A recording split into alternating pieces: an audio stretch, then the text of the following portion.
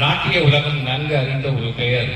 பரத கலை மூலமாக புகழீட்டியவர், பல இளம் நடன கலைஞர்களுக்கு வழிகாட்டியவர், நாட்டியத்தை சந்தர்ப்பமாக எண்ணாமல் சங்கல்பமாகவே எண்ணுபவர். அதனால்தான் தனது நாட்டிய பள்ளிக்கு சங்கல்பா என்ற பெயர் சூட்டினார். கலைமாமணி திருமதி ஊர்மிளா சத்யநாராயணா அவர்களையும் அவர்கள் மாணவிகளையும் வருக வருக என உங்கள் அனைவர் சார்பாகவும் வரவேற்று அட்ட நிகழ்வினை அற்புதமாக தொடங்குமாறு கேட்டுக்கொள்கிறோம்.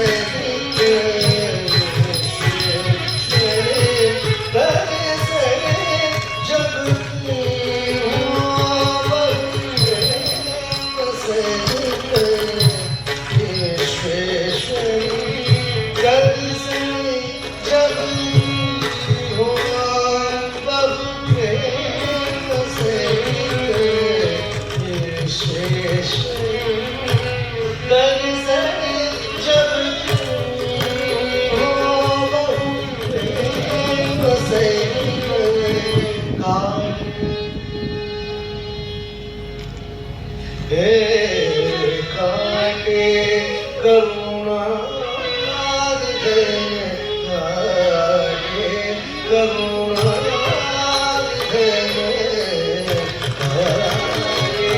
करुणा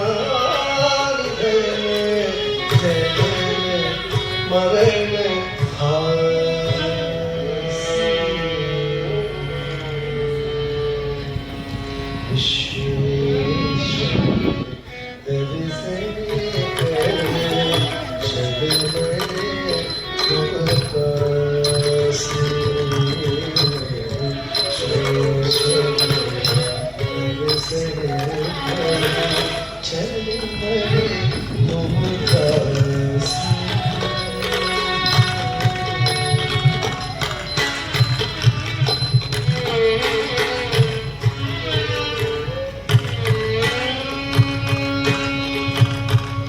बहती जिंदगी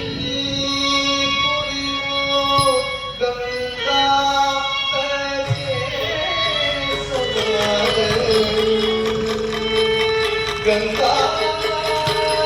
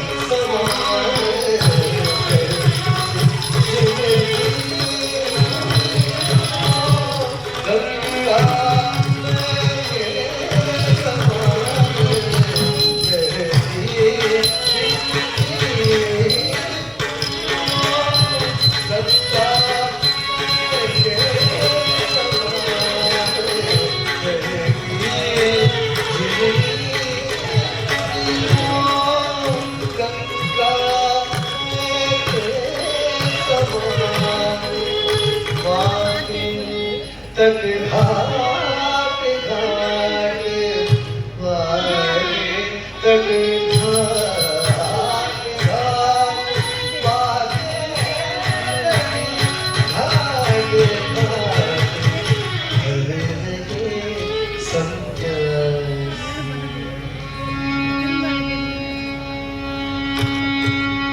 विश्वेश्वरी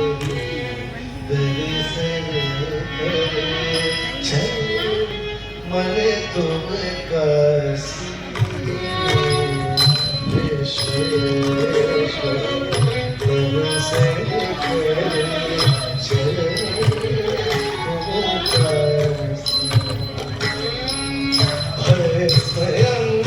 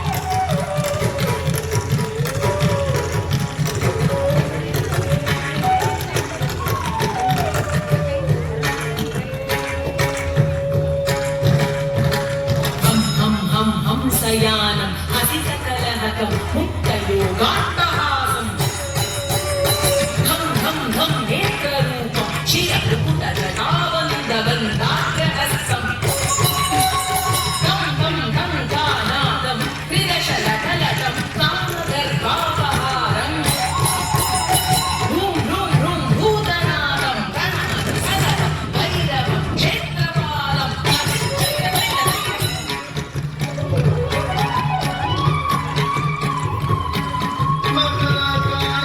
महाकालभैरवाष्टकं सम्पूर्णम् नमो भूतनाथ नमो प्रेतनाथ नमः कालकालं नमः दुर्गमालं नमः कालिका प्रेमलोलं कराळं नमो भैरवं काशिका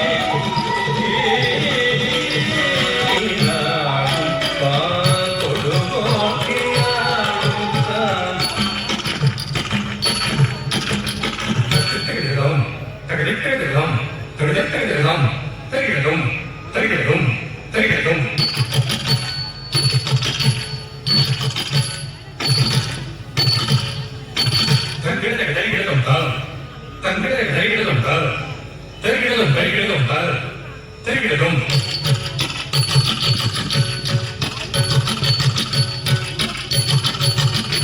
தங்கிடதக தரிகிடதும் தங்கிடதக தரிகிடதும் தத் தங்கிடதக தரிகிடதும் தரிகிடதும் தரிகிடதும் தத்தரிகிடதும்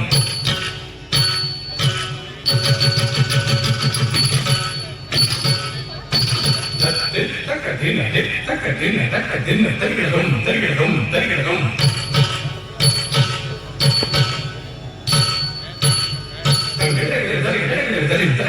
தரிகிடதும் தரிகிடதும் தரிகிடதும்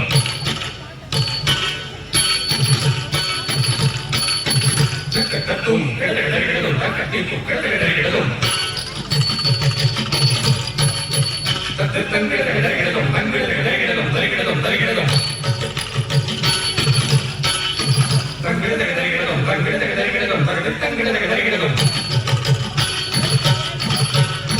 தரிகிடதக தரிகிடதும் தரிகிடதும் தத்தரிகிடதும் கிடதக தரிகிடதும் தரிகிடதும் தரிகிடதும் கிடதும் தத்தும் கிடதக தரிகிடதும் தத்தும் கிடதக தரிகிடதும் தத்தும் கிடதக தரிகிடதும் கிடதக தரிகிடதும்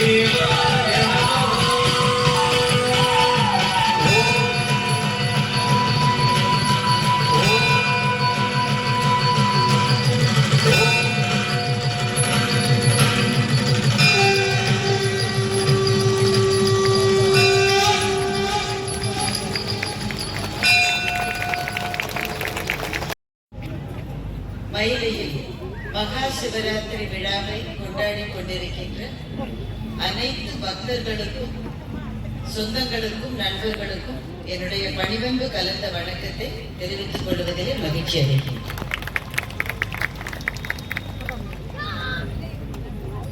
இந்த சிவராத்திரி விழாவை இத்தனை அழகான மேடை அமைப்போடும் மிகச்சிறந்த உள் அரங்க அலங்காரங்களோடும் அமைத்திருக்கின்ற இந்த விழா குழுவை சார்ந்த அத்தனை பேருக்கும், கோயில் நிர்வாகத்தை சார்ந்த சான்றோர்களுக்கும் பக்தர்களுக்கும் என்னுடைய நன்றிகளை இந்த நேரத்திலே தெரிவித்துக் கொள்வதில் மகிழ்ச்சி அடைகின்றேன். இந்த அரங்கம் பெரும்பாலும் நடன நிகழ்ச்சிகளுக்காக அமைக்கப்பட்ட அரங்கம். அதனால இங்க நின்று கொண்டு பேசுவதுல கொஞ்சம் கஷ்டங்கள் இருக்கு. நான் ஒரு போடியம் இல்லை, அந்த மாதிரி இந்த சேர் போட்டாங்க, இங்க சேர்ல உட்காந்து பேசினா கண்ட்ரோல் கிடைக்காது இந்த ஆடியன்ஸ். அதனால இதையும் தாண்டி ஆடியன்ஸ் லைட் போடலாம், கொஞ்சம் அவங்க முகத்தை பார்த்தாதான் எனக்கு பேச்சு வரும். அதையெல்லாம் தாண்டி இன்றைய மகா சிவராத்திரி இந்த புனிதமான நாளை நல்ல விஷயங்களை பார்ப்பதிலும் கேட்பதிலும், சைவத்துக்கு உயிர் நாடியாக இருக்கிற நாட்டியத்தையும் இசையையும் பண்களையும் சைவம் சம்பந்தமான உரைகளையும் மிக அழகாக ஒரு கதம்ப மலரை அமைப்பது போல தொடுத்திருக்கின்ற இந்த விழா குழுவை சார்ந்த அத்தனை பேருக்கும் திரும்பவும் என் வாழ்த்துக்களை நான் தெரிவித்துக் கொள்கிறேன்.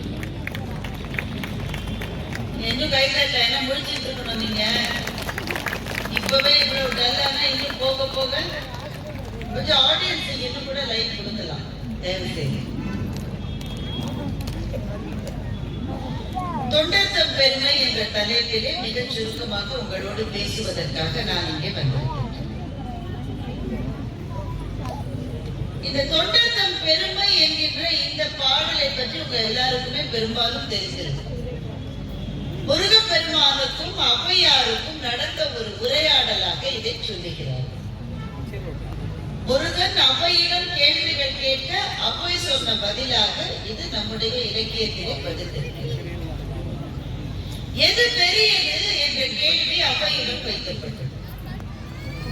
எது பெரியது என்று சொல்ல வந்த ஔவை முருகனை பார்த்து சொல்லுகின்றாள், பெரியது கேட்பின் எரி தவழ் வேலோ, பெரிது பெரிது புவனம் பெரிது. புவனமோ நான்முகன் படைப்பு, நான்முகனும் கரியமா உந்தியில் வந்தோம், கரியமால் அலைக்கடல் மேல் புகின்றோம், அலைக்கடலோ குருமுனியின் அங்கையில் அடக்கம், குருமுனியோ கலசத்துள் பிறந்தோம், கலசமோ புவியின் சிறு மண், புவியோ அரவினுக்கு ஒரு தலை பாரம், அறமோ உமையவள் சிறு விரல் மோதிரம், உமையோ இறைவத்தம் பாகத்துள் ஒடுக்கம், இறைவனோ தொண்டர்த்தம் உள்ளத்துள் ஒடுக்கம், தொண்டர்த்தம் பெருமை சொல்லவும் பெரிதே. இதுதான் அந்த பாடல். அந்த பாடல் ஒரு 7 பேர் புரிஞ்சிருக்கு. என்ன சொல்ல வந்த அவைன்னா, எது பெரியது? இந்த புவனம் பெரியது. புவனம் என்ற வார்த்தையே ரொம்ப அழகான தமிழ் சொல். பிரபஞ்சத்தை உள்ளடக்கிய இந்த பேரண்டம், அதுதான் புவனம், அதுதானே பெரியது. ஆனால் அதை விட யார் பெரியவர் என்றால் அதை படைத்தவர். இதை படைத்த நான்முகன் இந்த புவனத்தை விட பெரியவர். அந்த நான்முகன் கரியமால் திருமாலினுடைய வயிற்றில் இருக்கிற அந்த கொடியில், தாமரை கொடியிலிருந்து வந்தது. அந்த திருமாலை விட எது பெரியது? அவர் இருக்கிற அந்த பார்க்கடல். அந்த பார்க்கடலை அகத்தியர் என்கின்ற ஒரு உருவத்திலே சிறியவராய் இருக்கின்ற ஒரு முனிவருடைய கையிலே அவர் ஒரு பார்க்கடலையே எடுத்துக்கிட்டார். அப்ப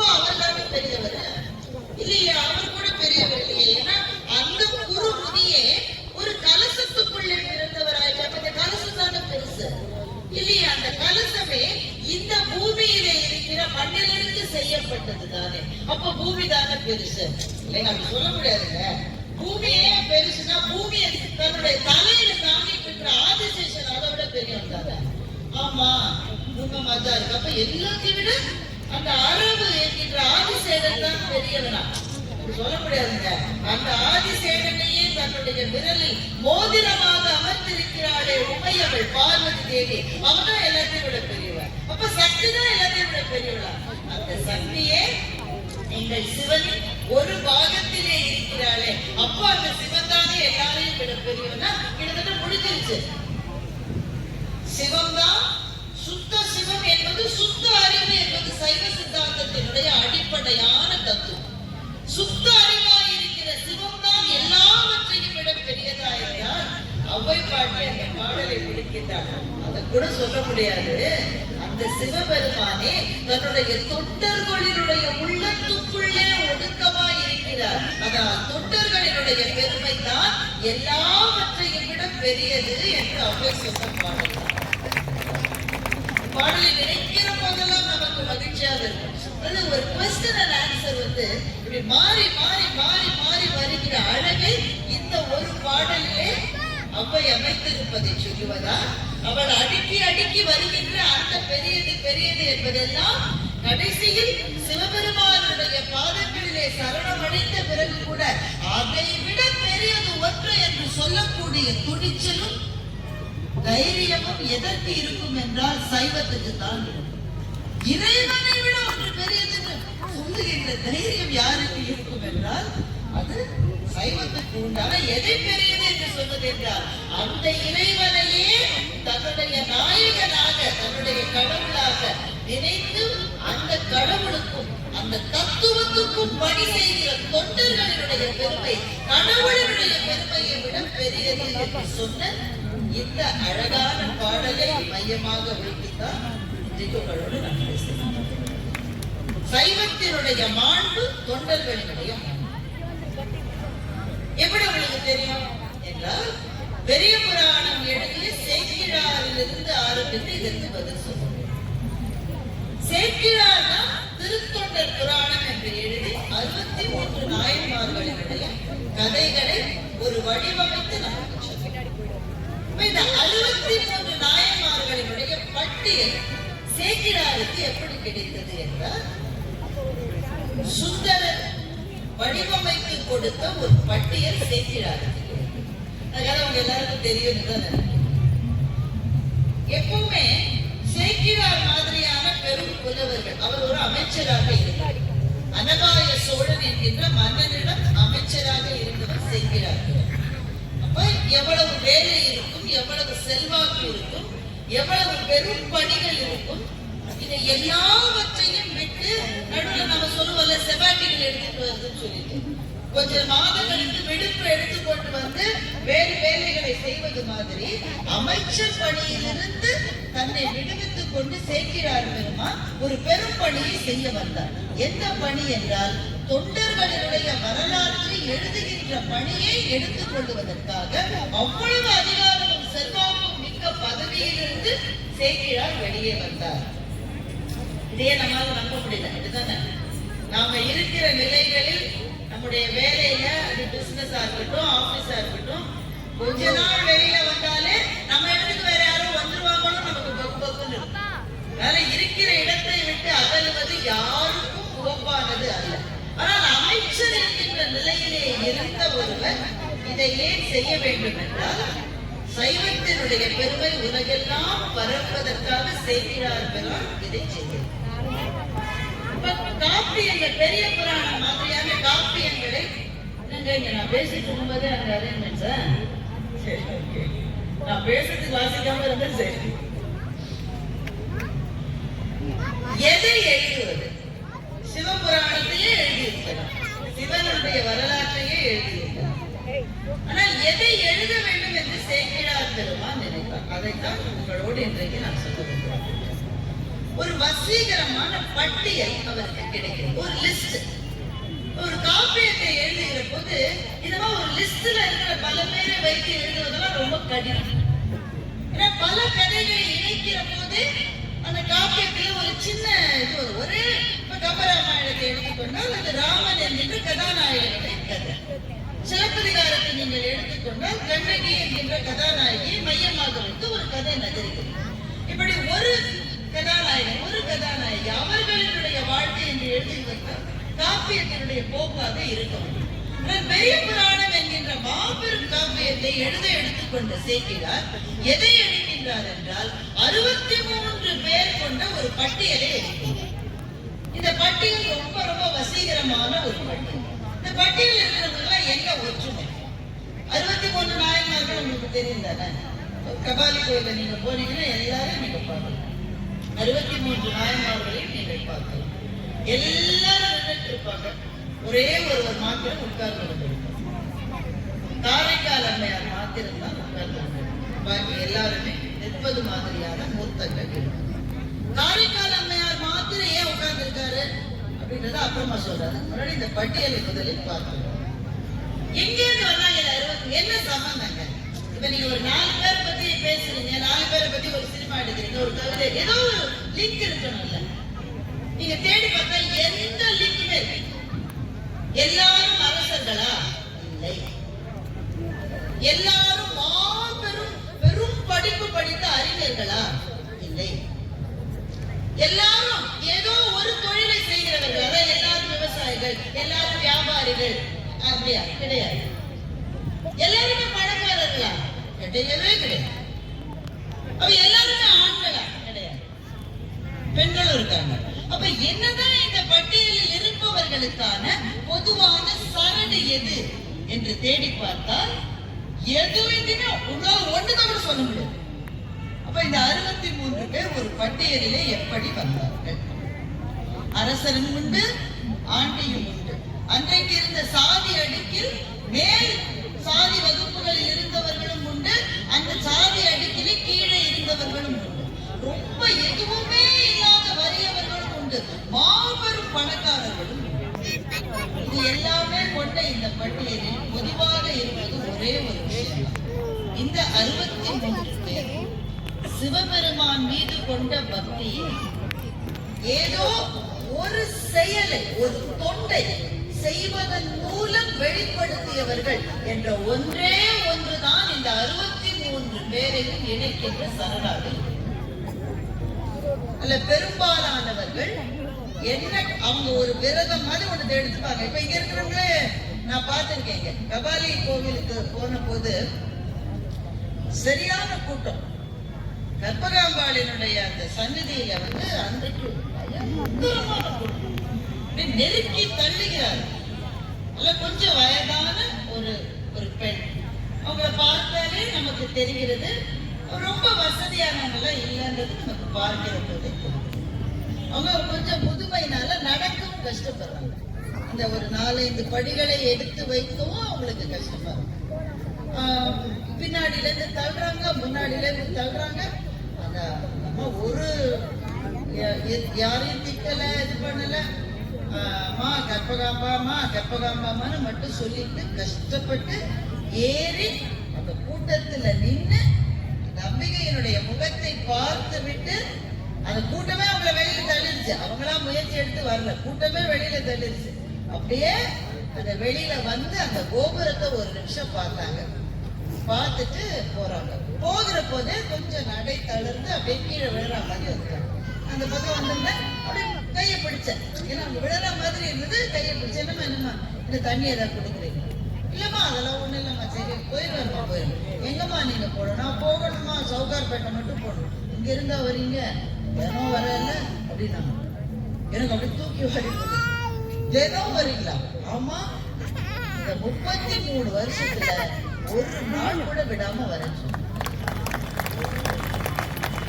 முதல்ல அவங்க 33 வருஷத்துக்கு முன்னாடி ஏன் வந்தாங்கன்றதையும் சொன்னாங்க. அவங்களுடைய மகளுக்கு ஒரு பெரிய பிரச்சனை, அதனால யாரோ சொல்லியிருக்காங்க, நீ போய் கற்பகாம்பாள் கிட்ட சொல்லு, அவகிட்ட சொல்லிட்டேன்னா அதுக்கு பிறகு நீ கவலைப்படுவானா, அவ உன் வேலையை பார்த்துப்பானா. அன்னைக்கு வர ஆரம்பிச்சேன். அப்ப நான் கேட்டுட்டேன், நான் இருக்கிற மட்டும் வந்துடுறேம்மா, உள்ளே காப்பாத்தி கொடுன்னு கேட்டேன். சொன்னா சொல்ல காப்பாத்தணுமா இல்லையா என்று அந்த அம்மா சொன்னாங்க. அம்மா காப்பாத்தணும், ஆனா ரொம்ப முடியல உங்களால. அங்கே நீங்க இருக்கிற பகுதிக்கு பக்கத்துல ஏதாவது கோவில் இருக்கும் தானே, அந்த கோவிலுக்கு போய் பார்த்தாலும் அதுவும் ஒண்ணுதான் இதுவும் ஒண்ணுதானம்மா. அங்க இருக்கிற அம்பிகை இங்க இருக்கிற அம்பிகை ஒண்ணுதானம்மா. அந்த அம்மா சொல்லிச்சு, நான் இருக்கிற மட்டும் வருவேன், நடக்கவே முடியலன்னாக்க யாரையாவது வச்சு தூக்கி என்னை கொண்டு வந்து காட்ட சொல்லுவேன்.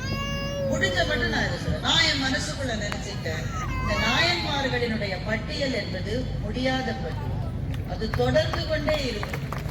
அந்த அம்மாவை பார்த்து அன்னைக்கு நான் நினைச்சேன், ஒரு உறுதியை, ஒரு தொண்டை, அது என்ன தொண்டா வேணா இருக்கலாம், நான் செய்வேன் என்று எடுத்துக்கொண்டு அதற்கு எந்த இடர்பாடு வந்தாலும் அதை நிறுத்தாமல் செய்கிறவர்கள் எல்லாருமே சிவபெருமானுடைய தொண்டர்கள் தான். சேக்கிழார் 63 பேரை பற்றி எழுதினதாலே அந்த பட்டியல் அதோடு முடிந்து விட்டது என்பது அல்ல. எந்த இடர்பாடு வந்தாலும் கோவிலுக்காகவோ சமயத்துக்காகவோ அல்லது மற்றவர்களினுடைய நன்மைக்காகவோ நான் எடுத்துக்கொண்ட தொண்டை நிறுத்தவே மாட்டேன், செய்து கொண்டே இருப்பேன் என்கிறவர்கள் எல்லாருமே தொண்டர்கள் தான்.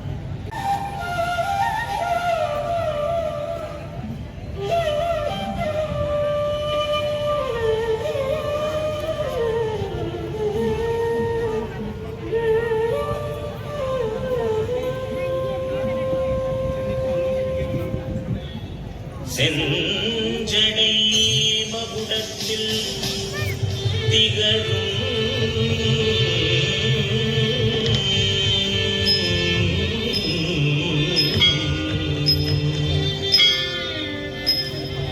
கங்கை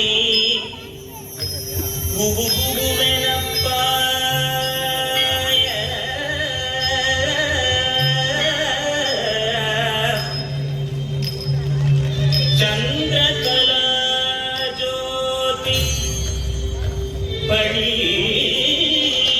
பழிரென ஒளி வீச விரித்த செங்குழல்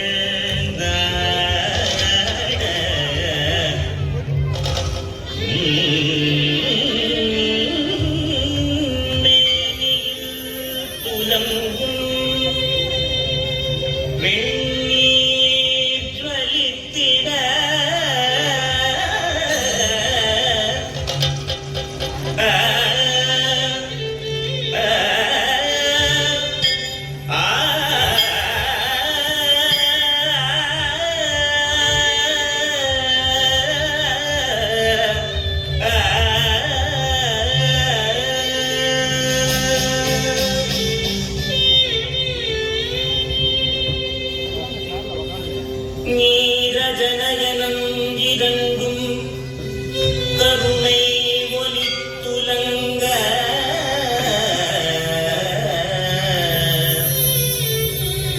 நெற்றிக்கண் இமை சாந்தியாய் துவள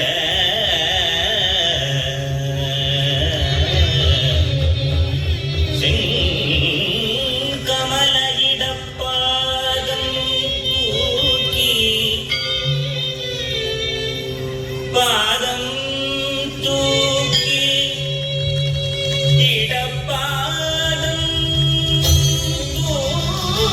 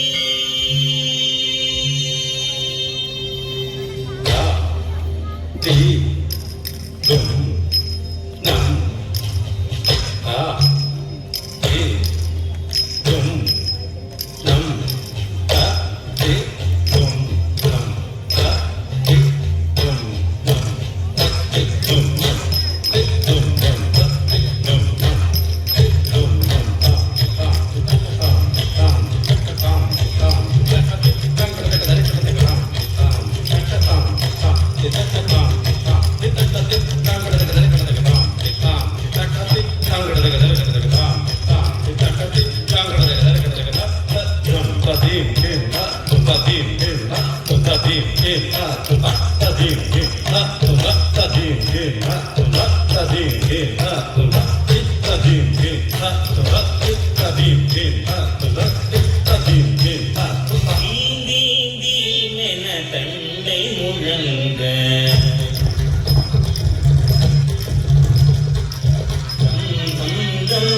எனடாமுகம் ஒலிக்க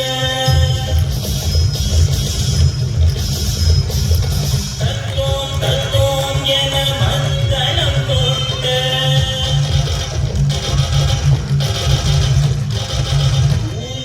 பூம் என சங்கம் முழங்க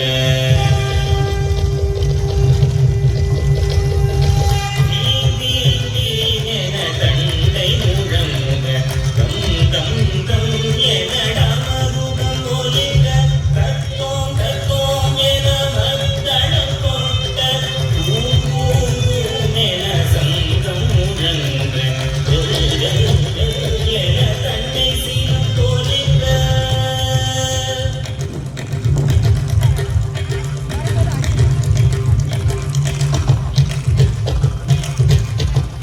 ஆனந்த கூத்தனின் தாண்டவர ஈசனம் ஆனந்தம் ஆனந்தமே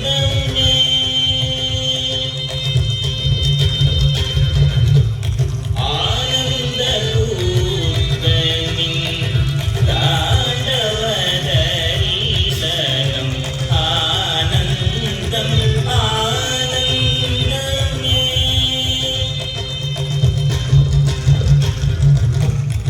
ஆனந்த கூத்தனின் தாண்டவர ஈசனம் ஆனந்தம் ஆனந்தமே